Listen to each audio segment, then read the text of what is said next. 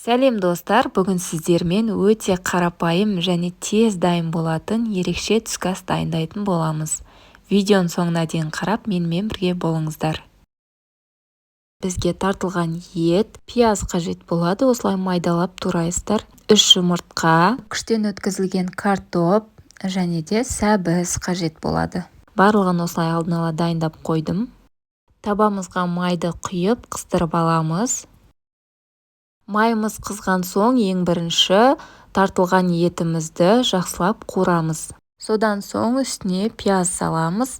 Барлығын рет-ретімен сала отырып, жақсылап қуырамыз. Дәміне қарай тұз және дәмдеуіштер қоссаңыздар болады. Асты жабысып қалмас үшін отымыздың астын ақырын қойып пісіреміз. Сәбізіміз бен картопымыз піскен соң бетін осылай тегістеп, жұмыртқамызға кішкене тұз қосып, жақсылап араластырып бетіне құйып шығамыз. Шамамен 5 минут уақыттай тұрады, содан соң біздің ерекше түскі асымыз дайын. Егер видео ұнаса, менің каналыма тіркеліп, қоңыраушаны басып қоюды ұмытпаңыздар.